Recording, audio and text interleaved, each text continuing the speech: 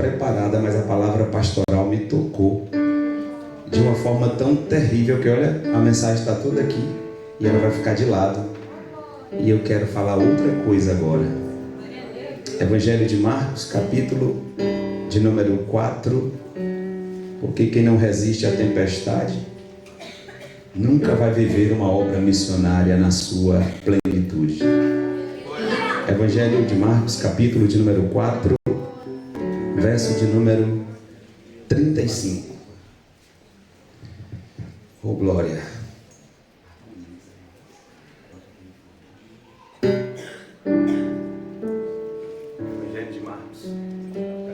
Oh, glória! Capítulo de número 4, verso de número 35. Os irmãos encontraram? Amém. Estão abertas as matrículas para o CEEC, Centro de Excelência na Educação Cristã. E os irmãos que quiserem, fiquem à vontade para nos procurar no final. Amém? Vamos à palavra. E naquele dia, sendo já tarde, disse-lhes: passemos para a outra margem. E eles, deixando a multidão, o levaram consigo assim como estava no barco. Havia também com ele outros barquinhos, e levantou-se um grande temporal de vento, e subiram as ondas por cima do barco, de maneira que já se enchia, e ele estava na polpa dormindo sobre uma almofada. E despertaram-no, dizendo-lhe: mestre, não te dá que pereçamos? E ele, despertando, repreendeu o vento e disse ao mar: cala-te e aquieta-te. E o vento se aquietou, e houve grande bonança. E disse-lhes: por que sois tão tímidos? Ainda não tendes fé? E sentiram um grande temor. E diziam uns aos outros: mas que homem é este, que até o vento e o mar lhe obedecem? Amém? Queridos, o texto apresentado é um texto que compreende apenas ao Evangelho de Marcos. Você não vai encontrar esse texto em nenhum dos outros evangelhos. Você possivelmente percorrerá o Evangelho de Mateus, o Evangelho de Lucas e o Evangelho de João, e vai ver os mais variados milagres realizados pelo Senhor. Milagres nos quais o reino de Deus se expandia pela eficácia da ação sobrenatural de Deus na vida daqueles que estavam no percurso do ministério de Jesus. Pois todas as vezes que Jesus se movimentava-se para trazer libertação, movimentava-se para submeter sobre a sua autoridade as forças do mal, movimentava-se para restabelecer o reino de Deus e o domínio sobre todas as coisas. Afinal de contas, o pecado desgovernou o mundo e Cristo veio para colocar o mundo de novo no trilho do reino e da vontade de Deus, que é boa, perfeita e agradável. Portanto, esse texto, encontrado apenas no Evangelho, na verdade encontrado nos outros Evangelhos, mas encontrado na sua expressão naquele dia, sendo já tarde, apenas no Evangelho de Marcos. Essa é a correção. É que eu estou com vergonha aqui, eu estou com bastante pressão aqui, viu? Então a expressão que é encontrada no Evangelho de Marcos é apenas a frase: naquele dia, sendo já tarde. Amém? É a única expressão que difere o milagre dos demais evangelhos onde a narrativa é encontrada. E o que é que o texto nos apresenta a princípio, trazendo-nos a expressão naquele dia, sendo já tarde? O texto quer evidenciar o fenômeno que acontece naquela região. Nosso pastor esteve agora com uma comitiva, naquela região do Mar da Galileia, e eu vi eles ali jornadeando pelo mar, navegando pelo mar, e eu me lembrei desse episódio. Algumas vezes Jesus cruzou o Mar da Galileia. Em algumas ele encontrou os discípulos no meio do mar, em outras ele navegou com eles. A grande questão é: a palavra de Deus estar com eles, a palavra de Deus está com você. Não importa como será com você, mas se a palavra de Deus estiver com você, a jornada está garantida. O fato que o evangelista Marcos, quando diz naquele dia sendo já tarde, em algumas traduções diz à tardinha, em outras traduções caindo pela noite, o evangelista está se prendendo a um fenômeno natural que fazia parte do contexto do Mar da Galileia. Nas proximidades do inverno, o tempo esfriava com mais brevidade durante a noite, e com o oxigenar do ar, alguns ventos ganhavam maior proporção.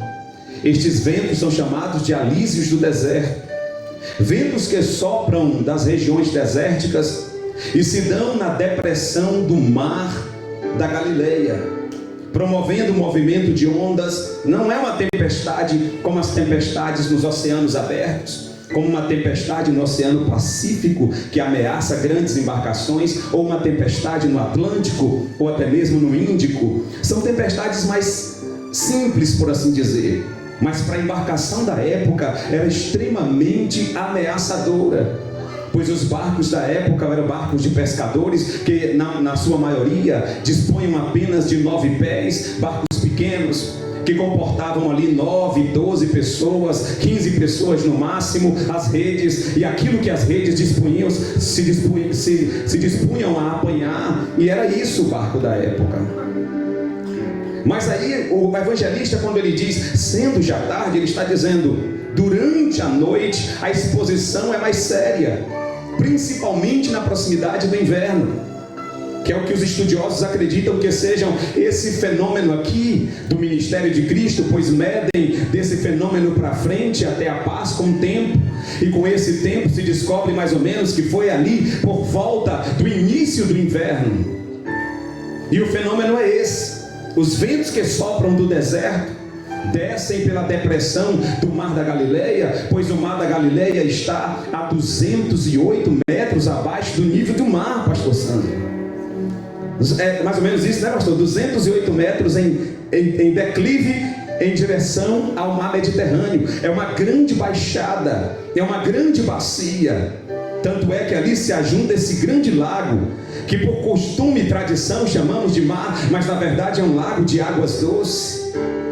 Portanto, durante a noite, os ventos ganhando mais força, eles criavam nas proximidades do inverno alguns movimentos de marola, de onda no meio do mar.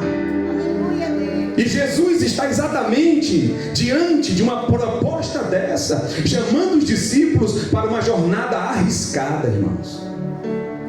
É por isso que Deus tocou no meu coração para mudar a mensagem depois do que o nosso presidente falou, porque quem não tem resistência, quem não aprende com a tempestade, nunca será um missionário na sua eficácia e nunca estará preparado para ajudar a expulsar demônios em meio a por outro lado. O fato é que a tempestade soprou, diz o texto, e começou a ameaçar a estrutura do barco. Pois a primeira impressão que se tem da tempestade é que a estrutura do barco não vai suportar. O texto diz que as ondas batiam, açoitavam o barco, de maneira que este barco já se enchia de água. E o nosso presidente sabe que encher de água lá na Bahia é quando deu errado, é quando o negócio está frustrado, é quando não tem jeito. Mas quando Jesus está no barco, recebe nessa noite, pode até entrar água, mas a jornada não será parada, bloqueada. Nós vamos chegar do outro lado. Levanta a mão de profeta comigo nessa noite, coloca no ombro desse irmão e diga para ele: pode até ter entrado água. Diga: o vento pode até ter se ousado a soprar de maneira contrária à voz de Deus sobre a tua vida. Mas a maior certeza que você pode ter é: o barco não vai afundar. Você vai pisar na praia tranquila do outro lado. Aleluia. O que me chama a atenção é que, mesmo sabendo disso tudo, os discípulos entram com Jesus no barco. Quem são esses discípulos? Pescadores, em sua grande maioria, encontrados à margem do Mar da Galileia. Pescadores que sabiam que nesse período de tempo não era muito apropriado passar dos 200 metros da praia. Perceba que quando Jesus ressuscita, ele vai preparar ali um jantar para os discípulos, e ele vai assar pão e vai preparar o jantar, e os discípulos estão a 200 metros da praia, porque 200 metros era a zona de segurança. Eles veem Jesus ressurreto na praia, e eles veem de maneira que Pedro vem a nado, porque está perto da praia, na zona de segurança. Mas a verdade é que muitas vezes a proposta de Cristo está: rompa a zona de conforto, a zona de segurança, ouse um pouco mais, acredite um pouco mais, se lança um pouco mais. Quem fica na zona de segurança nunca vai poder ter experiências como essas, sobrenaturais com Deus. E aí eu abro aspas para dizer nessa noite que a sua experiência com Deus no âmbito da sobrenaturalidade é proporcional à sua capacidade de se entregar. Quanto mais você se entrega, quanto mais você se ousa, mais você está apto a ouvir e ver a manifestação sobrenatural de Deus na tua casa, na tua igreja, e onde quer que você ande, você verá a mão de Deus sobre a sua vida. Deixa eu seguir no texto. E eles, deixando a multidão. Eu estou deixando fluir aqui, pastor, não tem nada aqui preparado. E eles deixando a multidão. Você pode tocar no irmão só mais essa vez, é só essa, acabou. Toca no ombro dele e diga para ele: às vezes é preciso deixar a multidão. Tem milagres, tem experiências com Deus que só serão possíveis quando não houver mais ninguém capaz de te dizer aquilo que você precisa ouvir. Só serão possíveis quando você não tiver mais um ombro amigo necessário disponível para você. Tem experiências que estão depois disso. E talvez Deus esteja querendo falar com alguém aqui nessa noite. Se você está se sentindo tanto quanto só, tal qual a samaritana e Cristo no poço de Jacó, esteja ciente de uma coisa nessa noite: você está no ambiente, no momento certo de ouvir a voz soberana de Deus sobre a tua vida. E eles, deixando a multidão, levaram-o consigo, assim como estava no barco. Havia também outros barquinhos, e levantou-se um grande temporal de vento. Irmão, veio uma coisa aqui na minha cabeça, eu preciso dizer, preciso falar. Jesus está no barco com os discípulos, mas o texto diz que haviam outros barquinhos. É igual a pesca maravilhosa de Lucas 5. Existiam 2 barquinhos, os homens lavando as redes, e Jesus entra no barco de Pedro. É porque Deus quer falar com alguém aqui, o negócio é barco. Jesus entra no barco de Pedro, mas o texto, no seu contexto, deixa claro que Jesus entra no barco de Pedro e os pescadores que ali estão não tiveram fruto da pescaria na noite anterior. Significa dizer que às vezes tem que dar errado para poder dar certo, porque se o barco de Pedro estivesse cheio de peixe, não tinha lugar para Jesus entrar. Isso quer dizer que Deus não erra endereço. Tem coisas que tiveram que dar errado lá atrás para poder ter o espaço necessário para Jesus estar aqui operando na sua vida hoje. Eu não vou pedir não, mas dá uma vontade de falar assim: toque no seu irmão, diga para ele: tem momentos que tem que dar errado para poder dar certo. Tem momentos que as coisas, o planejado, o projeto tem que dar errado, porque Deus não erra o barco que Ele quer usar. Deus não erra o barco que Ele quer operar. Nós não somos acidentes nessa noite do acaso, um projeto de trabalho apenas em outro país, não. Nós somos projeto de Deus, estamos dentro do projeto de Deus, e Ele está dizendo: é com você mesmo.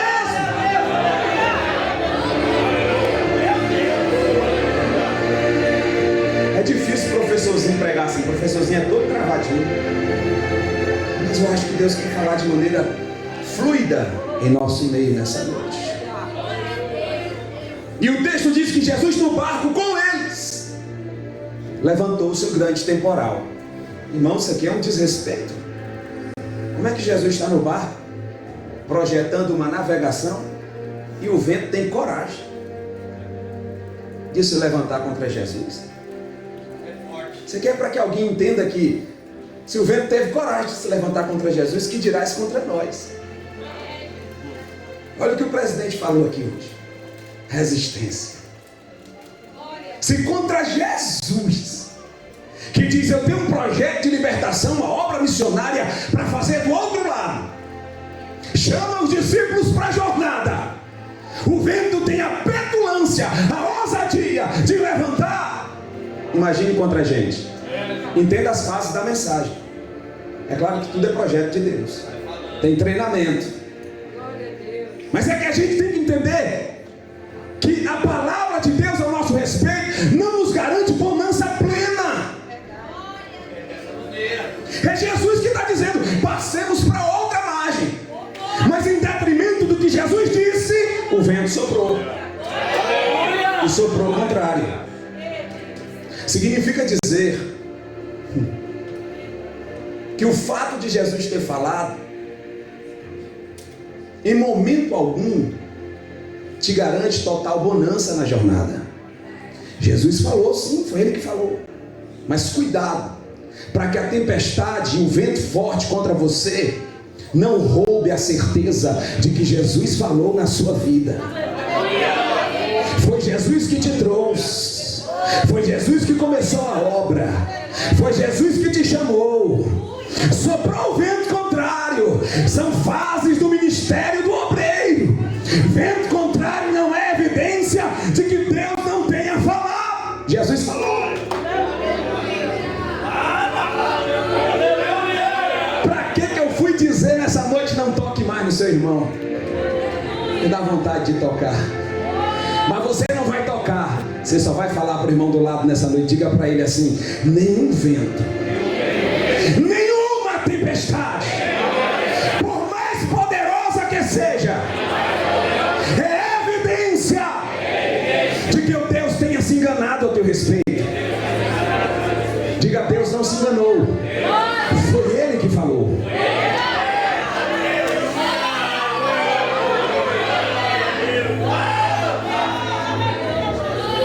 Levantou-se um grande temporal de vento e subiram as ondas por cima do barco, de maneira que já se enchia de água. O nome disso é jornada comprometida. O nome disso é jornada extremamente dificultosa. Jesus está no barco e o barco está enchendo d'água. Jesus está no barco e a onda está sobrepujando o barco. Olha o cenário, irmãos. Isso é complicado, é estranho de pensar dessa forma, diante das propostas de um evangelho progressista que estamos vivendo por aí, que estamos vendo por aí.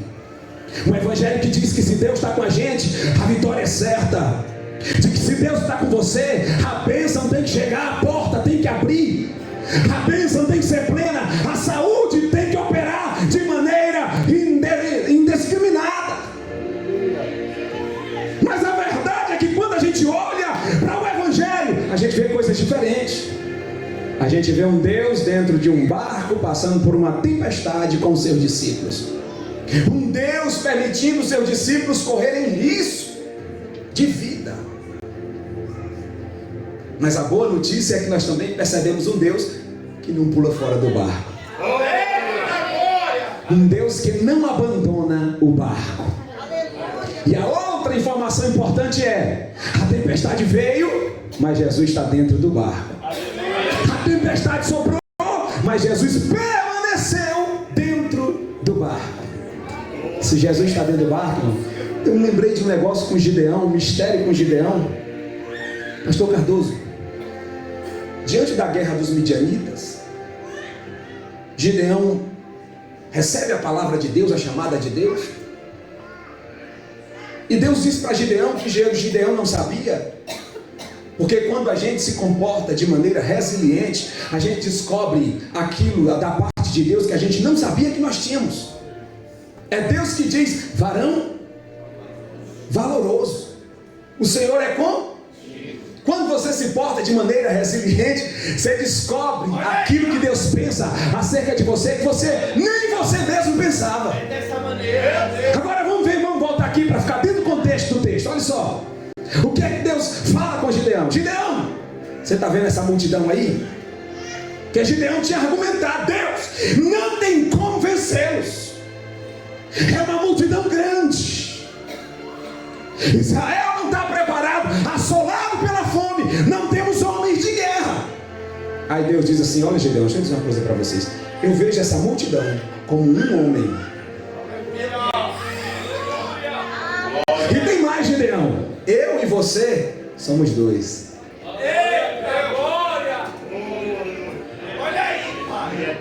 Pegou a visão?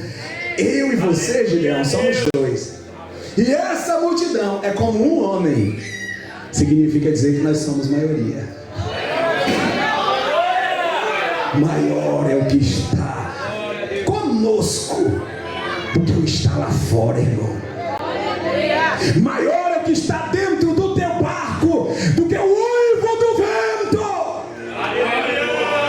Maior foi aquele que falou: passemos para outra margem, do que o poder da tempestade.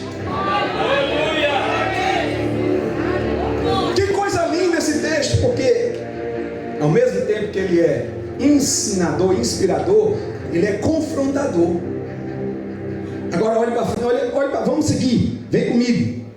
Verso de número 38.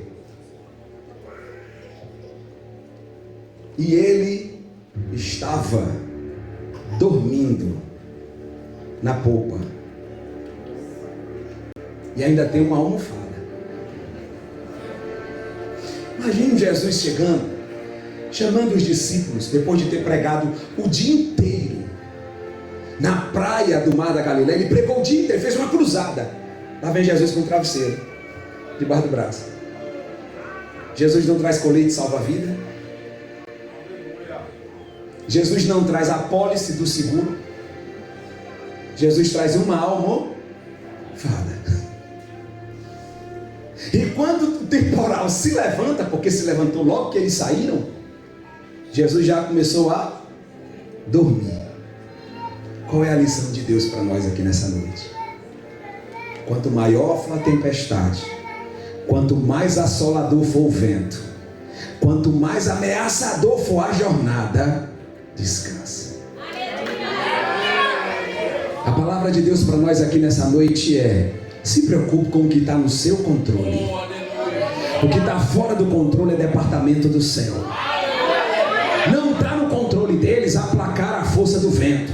Não está no controle deles de resolver o problema da tempestade. Mas está no controle deles clamar. Aleluia. Palavra de Deus para nós aqui nessa noite: faz o que está no seu controle. O que está fora do controle? O filho ser salvo é departamento do céu. A porta se abrir, departamento do céu. O que está fora do controle? Deus libertar na sua casa, departamento do céu. Está fora do controle, é cura, é departamento do céu. E qual deve ser a minha preocupação nessa noite como adorador de fato?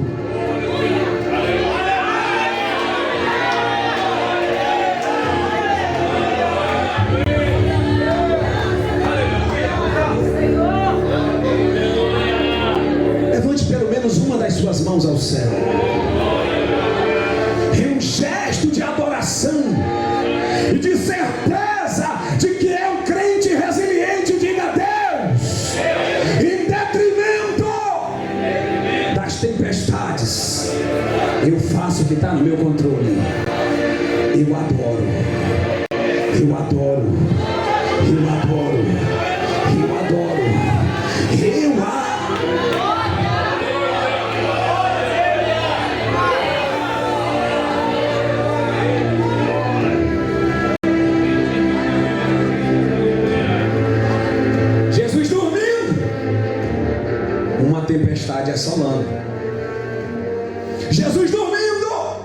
e o vento soprando. Descansa. Descansa. É nos momentos de maior quietude que as melhores decisões são tomadas. É nos momentos de maior aflição que as piores decisões são tomadas. Tem gente que vive tomando decisão no calor da emoção, no calor da pressão, e a tendência é que as decisões não sejam assertivas como seriam se estivessem em um momento de paz, em um momento de solitude. Deus está dizendo para alguém, falando com alguém aqui nessa noite: descansa que Deus vai trabalhar. Descansa que a palavra que foi dada é dele. Descansa, a última palavra nesse projeto, propósito, é de Deus. Aleluia. Seguindo, ele estava dormindo sobre uma almofada e despertaram-no dizendo-lhe: mestre, não te dar que pereçamos? Olha a forma. O Senhor não está vendo? Quantas vezes a gente ora assim, sim ou não? Quantas vezes a gente ora, parece que Deus não está vendo? Deus, o Senhor está vendo. A impressão que eu tenho é que o Senhor não está vendo. Porque se o Senhor estivesse vendo, é igual a Marta e a Maria lá. Se o Senhor estivesse aqui, ele não teria morrido. É a oração de muitos crentes. É igual os 2 discípulos no caminho de Emaús, perdendo o maior episódio da história da cristandade: Jesus ressuscitando. Não eram bons de EBT. Jesus ensinou no capítulo 16, no 23, o Filho do Homem há de padecer, mas ao terceiro dia ressurgirá. Falta de resiliência é falta de EBT, pastor. Crente que frequenta EBT constantemente, ele cria resiliência, ele fica casca dura. Mas olha esses discípulos saindo de Emaús. Jesus está ressuscitando, domingo de manhãzinha, Jesus ressuscitando, a pedra sendo movida, Jesus ressuscitando, os discípulos caminhando contrário ao local onde Jesus disse que eles deviam ficar. Por quê? Porque eles estão deixando que a impressão do momento roube a certeza do que Deus falou. Nós não somos produto do meio, produto do contexto. Nós não somos mais um no meio da multidão. Nós não andamos como o mundo anda. Enquanto o mundo diz que Israel será limpado do mapa, nós dizemos: Israel tem promessa de Deus. Enquanto o mundo diz: para você não tem mais jeito, você levanta com intrepidez e adora, dizendo: eu sei em quem tenho crido, e o meu Redentor se leva.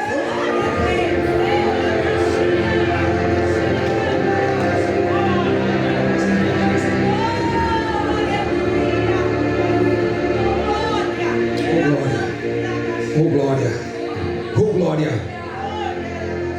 Eles clamam, e os 2 discípulos do caminho de Emaús também falam com Jesus.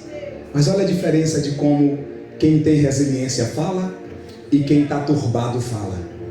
Jesus caminha com eles, e à medida que Jesus caminha com eles, Jesus pergunta: que palavras que vocês trocam entre vocês enquanto caminham?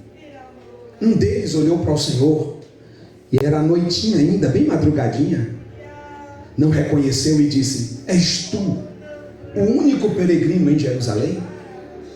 Jesus disse, aí ele continua dizendo que não sabe das últimas. Jesus olha para ele, e numa atitude de um Deus que gosta de relacionamento, que goste de ouvir a tua voz, de ver você falar com ele, não porque ele não saiba o que você precisa ou o que esteja ocorrendo, mas que ele sabe que você precisa de relacionamento com ele para ser mais resiliente. Olha para eles e diz: quais? Como quem diz: ora mais, fala mais, Eu quero ouvir vocês. O que Deus está querendo dizer nessa noite para alguém é: eu estou querendo ouvir a tua voz. Porque para Deus não existe tempestade.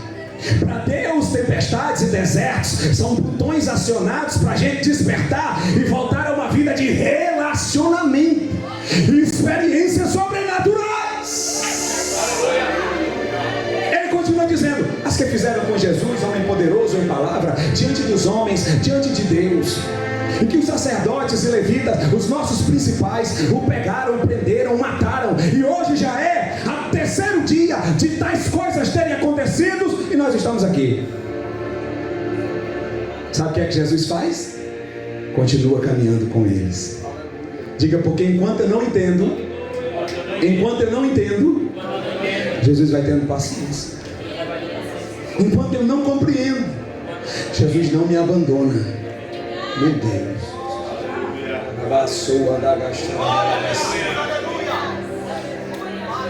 Eles clamam: não te dá que pereçamos. O Senhor não está vendo essa tempestade? O Senhor não está vendo a ameaça iminente de naufrágio? Olha o verso de número 39. E despertando, repreendeu o vento e disse ao mar: cala-te e aquieta-te. Agora, irmão, olha para cá, para a gente terminar agora. Onde é que Jesus estava dormindo sobre uma almofada? Olha o texto. Jesus estava dormindo sobre uma almofada na popa.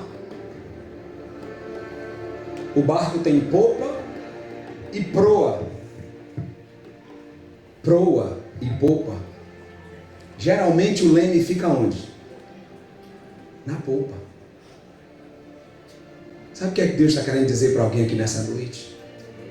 É que você pode não estar vendo nada, mas a mensagem é: eu estou no controle ainda. Eu posso ainda não ter me levantado, acalmado o vento, acalmado a tempestade, mas o fato de você não ver a minha ação direta, explícita no mundo natural, não significa dizer que o controle não esteja na minha mão no mundo sobrenatural. E eu me lembro aqui, pastor Cardoso, rapidamente, dos povos de Israel à margem do Mar Vermelho. Saíram do Egito, chegaram à margem do Mar Vermelho. A Bíblia diz que Faraó vem atrás arrependido de ter libertado-os. Eles passam pelo estreito de Pi-Hairote, entre duas montanhas. Na frente está o Mar Vermelho, atrás em Faraó, para a direita e para a esquerda é inviável. E quando eles percebem que podem ser alcançados, eles chamam Moisés e dizem: Moisés, o que está acontecendo? Você nos trouxe aqui para matar a gente vergonhosamente no deserto. Moisés clama a Deus, e Deus olha para Moisés e diz assim: Moisés, diga ao povo que marche. Deus tem umas respostas, não tem assim, conflitantes, paradoxais. Marchar para onde? Se o mar está na frente deles, para onde é que a gente vai marchar? Pega essa mensagem aí nessa noite em nome de Jesus. Irmãos, o povo que saiu do Egito era o que lá? Escravo. Alguém já viu escravo marchar? Olha aí, escravo não marcha. Sabe o que é que Deus estava querendo dizer? Antes de eu fazer o milagre que vocês precisam, eu preciso mudar a mentalidade de vocês. Porque a forma como vocês se veem denuncia a forma como vocês clamam. Meu Deus. Se escravo não marcha, para mim, vocês são um exército. Era Deus dizendo assim: ó, pare de se ver como escravo egípcio. Você é um exército de Deus. Você faz parte do exército do céu. Está na hora da postura mudar, porque quando a postura mudar, o milagre vai acontecer. Aí Deus olha para Moisés e diz: Moisés, vai para frente do mar. O que é que você tem na mão? Tem um cajado. Estende sobre as águas. Em algumas traduções não fala do cajado, fala apenas estende a mão sobre as águas. Moisés estende a mão sobre as águas. Capítulo 21 de Êxodo, capítulo 14, verso de número 21. E o texto diz: e no mesmo instante, Deus começou a soprar um vento oriental. Oriente, deserto do Sinai, do lado de lá. Ocidente, lá de cá, Egito, África. Ocidente, Oriente. Esses quadros que pintam o mar abrindo daqui para lá estão errados. O mar nunca abriu daqui para lá. O mar abriu de lá para... O texto diz, do verso 21, que Deus soprou o vento a noite inteira. Olha a tempestade de Deus criando para favorecer alguém. Deus soprou o vento a noite inteira. Pela manhã, o mar se abre aos pés de Moisés. Sabe o que é que Deus está querendo dizer? O mar não foi aberto na mesma hora. E não foi daqui para lá. Foi de lá para cá. Significa dizer que Moisés estava com a mão estendida sobre as águas e ninguém via nada. Mas não era de forma nenhuma evidência de que Deus não esteja trabalhando. Você pode não estar vendo, mas Deus está. Você pode não estar percebendo, mas Deus está trabalhando. Aleluia. Eu já vou terminar. Volta para o texto aqui para a gente terminar. Maravilha. Aleluia. Eu acredito, Jesus. Aleluia. E ele, despertando, repreendeu o vento e disse ao mar: cala-te e aquieta-te. Olha que coisa linda, irmãos. Jesus falou primeiro com quem? Com o vento. Diga comigo, vento. Porque o vento é que causa a tempestade. Pastor, naturalmente nós olharíamos para a onda. Sim ou não? Nós nos atemorizaríamos com a onda. A força da onda era um impacto iminente, era o que nós víamos imediatamente. Não é assim? Mas Jesus fala ao vento, porque Deus age na causa. Jesus não age no resultado. Jesus age na causa. Nós percebemos o resultado, mas Deus age na causa. Presta atenção. Se você continuar olhando só para a onda, o seu foco define a sua fé. Meu Deus. Pastor Cardoso, eles estão vendo o quê? As ondas. A narrativa diz: o barco está enchendo de água. A impressão impacta na fé. Jesus é tão poderoso que ele diz: eu não estou nem vendo onda, já vou falar o que causa a onda, que está por trás da onda, que é o vento. Porque onda não impressiona Deus, onda impressiona homem. E o que Deus está querendo dizer para alguém nessa noite é: tira o olho do problema, para de ficar encafifado. Porque quanto mais ibope eu dou para o problema, mais temeroso eu fico. Mas quanto mais eu olho para quem de fato eu devo olhar, o problema está aí, é real, mas Jesus está comigo. A onda é grande, mas Jesus está no barco. A força do vento é poderosa, mas Ele é fiel, está comigo, não me abandona. É o que importa. O que importa é Jesus no barco. Cuidado com o seu foco, porque o meu foco define a minha fé. Quanto mais eu olhar para uma coisa, quanto mais eu ficar preso. É por isso que muitas vezes a gente tem que dar uma desviada de foco. A gente tem que dar uma analisada e uma saída de cena. Sim ou não? Aleluia. É por isso que Jesus trabalha dessa forma. Tinha outros barquinhos, mas o trabalho é nesse barco. É só com esse barco. Oh, glória a Deus. Por quê? Porque tem coisas que precisam ser aprendidas e precisam ser aprendidas na particularidade. Deus gosta de trabalhar de maneira particular com quem Ele quer trabalhar, com quem Ele quer operar. Jesus primeiro falou ao vento.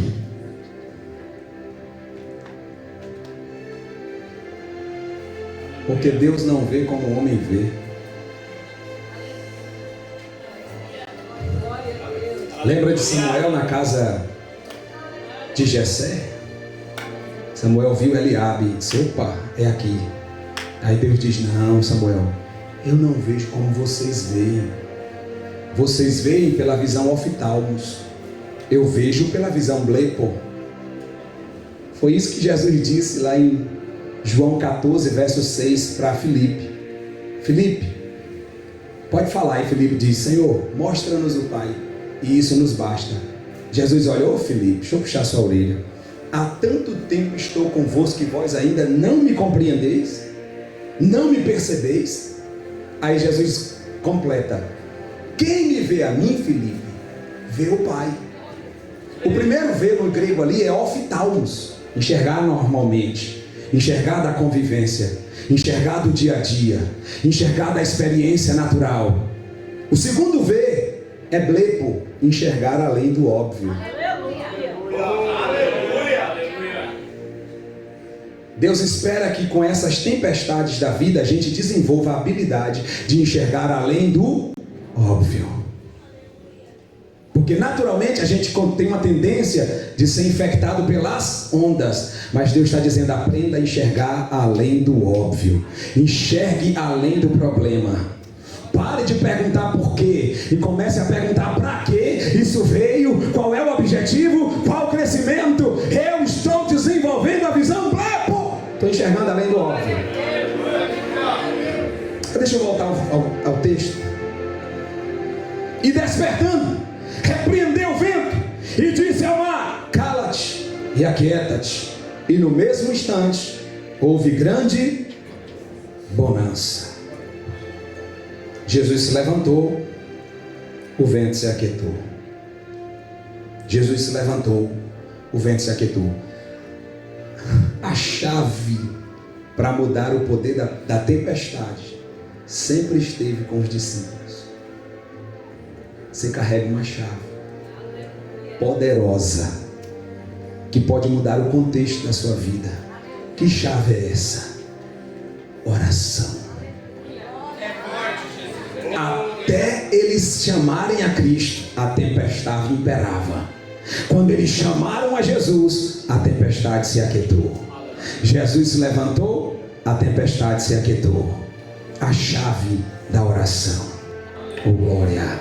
Fala comigo: eu vou virar a chave. Eu vou virar a chave. A partir de hoje, não vou falar com quem não pode resolver. A partir de hoje, não vou perder tempo com quem não pode resolver. Vou falar com quem pode. Eu vou falar com quem pode. Quem se lembra do leproso, Jesus descendo do monte, Mateus capítulo 8, o leproso diz: se tu quiseres, tu pode me tornar são. Jesus diz: eu quero. Porque coisa boa é falar com quem quer e pode. Porque tem gente que até quer, mas se não puder não adianta de nada. Mas quem quer e pode estar aqui nessa noite para operar em sua vida. E a chave está com você. Irmãos, deixa eu dar uma notícia boa para vocês. Não precisa fazer bacharel em teologia no CEEC para usar essa chave. Não precisa fazer mestrado para usar essa chave. Basta dobrar os joelhos. E a Bíblia diz que um coração quebrantado e contrito o Senhor não rejeitará. Aleluia. Não, eu vou quebrar. Só essa. Fale com o irmão mais uma vez e diga para ele assim: você tem a chave. Aleluia. Diga: é você mesmo. Você mesmo. Diga: o poder de mudar o contexto está com você. Não fala para ele acreditar. O poder de mudar o contexto está com você. Diga: e o Deus que te chamou está esperando você tomar atitude.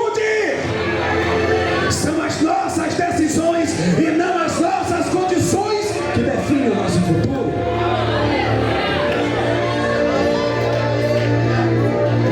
Aí quando Jesus fala vento e age na raiz, Jesus está falando para que a causa do problema se acalme. Agora a questão é o seguinte: esse vento que cria essa tempestade, essas ondas, ele vem do deserto. É chamado de alísios do deserto. Se dão na depressão do mar, bate nas colinas de Golã e volta criando aquelas marolas. Tempestade naquela época porque barco era pequeno. criando o movimento do mar. Vem da onde o vento? Deus vai falar com alguém aqui agora. O vento vem do deserto e causa o problema no meio do mar da Galileia. Geograficamente, a raiz do problema está longe. Sabe o que é que Deus vai dizer para alguns brasileiros aqui nessa noite? Não importa se o que está criando uma tempestade na tua vida aqui em Portugal esteja começando lá no Brasil. Não importa se a raiz do problema está a 10 mil quilômetros daqui. Não importa. Quando Deus se levanta e fala, não tem barreira geográfica. Não tem oceano que pare. Não tem oceano que barre o poder da palavra rema do seu Deus. É por isso que no Salmo de número 29, em tom poético, o salmista diz: a voz do Senhor está sobre as muitas águas. O Deus da glória troveja. E sabe quando o salmista diz isso? Quando Absalão senta no trono dele, usurpa o trono, bagunça na casa de Davi, fala mal de Davi em todo o reino.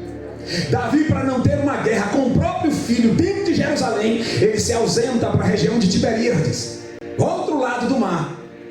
Mas do outro lado do mar ele está dizendo, estão dizendo lá que eu caí, que é consequência do pecado de Betseba. Estão dizendo lá que Deus tirou de mim a unção, que eu já não sou mais digno do trono. Estão dizendo as mais variadas e perigosas palavras ao meu respeito. A voz do Senhor ouve-se sobre as águas. O Deus da glória troveja. Eu não posso falar lá, mas Deus pode. Eu não posso resolver lá, mas Deus pode resolver. E o que Deus está dizendo de maneira profética nessa noite, nessa festa é: eu tenho o poder de falar aqui e o problema acalmar lá. Eu tenho o poder de falar aqui e a confusão ser aplacada lá. Quem crê nessa palavra de Deus nessa noite? Quem recebe esta palavra do céu nessa noite? O Deus que acalma a tempestade está aqui. É o mesmo, está pronto a operar. Aleluia. Repousa a mão no ombro do irmão e diga para ele: tem experiências que o próprio Deus cria e me coloca dentro, para que eu possa ter uma experiência com Ele que jamais teria na calmaria da praia. Nem toda tempestade é o diabo. Nem toda tempestade é produto do pecado. Deus está afiando ferramentas aqui. Deus está afiando ferramentas aqui. Sabe por quê?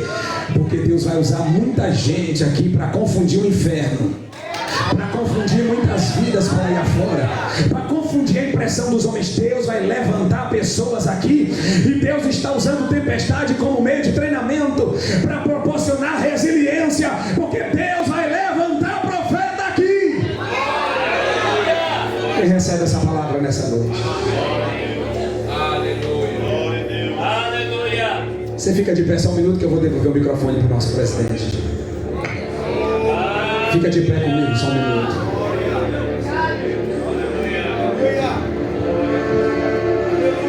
O que deve nos impressionar não é a força do vento. O que deve nos impressionar é a palavra branda de Jesus. O que deve nos impressionar não é o açoite da onda. O que deve nos impressionar é a poderosa chamada que Ele nos fez. E a palavra de Deus para alguém que entrou cabisbaixo nesta noite é: a minha chamada está de pé.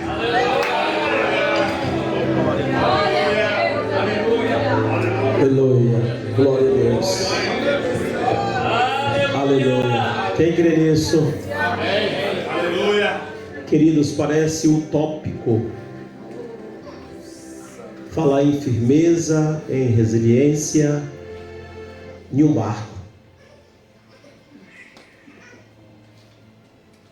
Porque em um lugar difícil de você se firmar em um barco. Porque o barco precisa de balançar. E com tempestade, aí é que é problema. Não é que a pessoa se firma em um barco. E principalmente quando vem o vento, quando vem a tempestade. Realmente vem o medo, vem a dor, vem a angústia, alguém quer segurar em alguma coisa. E é complicado, parece ser complicado, você ficar firme em um lugar. Por isso que eu quero dizer para os irmãos, a igreja é esse barco, irmãos. E nós estamos neste barco no mundo que é o mar. E só é possível chegar do outro lado navegando. Agora vem o vento, vem a tempestade, o barco balança. Mas uma coisa nós devemos ter consciência: Jesus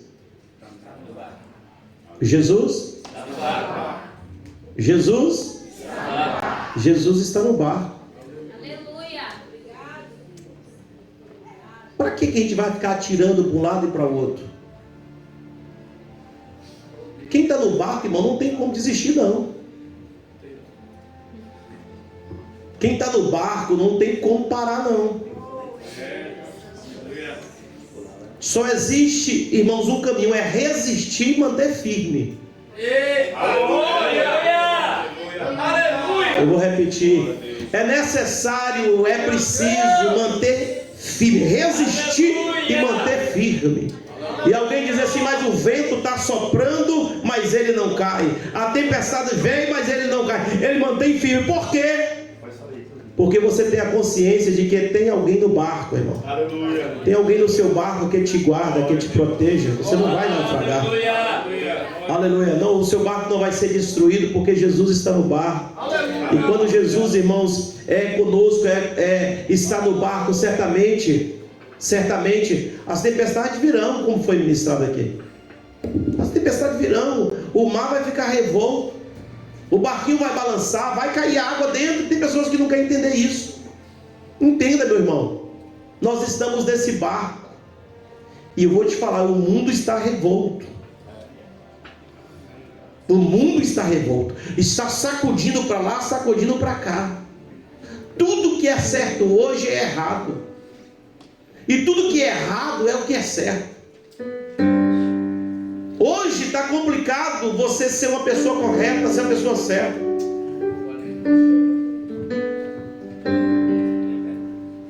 Porque o mundo está quer levar as pessoas, quer colocar a mente das pessoas em um sistema diabólico. Aleluia. Mas eu quero dizer para vocês: nós estamos numa igreja santa, nós somos um povo santo, e nós temos um Deus maravilhoso. Aleluia. Quem vê a Jesus vê o Pai. Aleluia. Quem vê Jesus vê a solução. Quem vê Jesus vê segurança. Quem vê Jesus está seguro. Aleluia. O seu porto seguro é Jesus. Ele está no barco. Deixa balançar, deixa sacudir. Aleluia. Jesus está no barco, certamente, meu irmão. Parece que ele está dormindo. Jesus não dorme. Jesus não dorme, meu irmão. Quem falou para você que Jesus dorme? Jesus não dorme. Mas de vez em quando parece que ele sumiu da cena. Aleluia. Ele está trabalhando para te abençoar.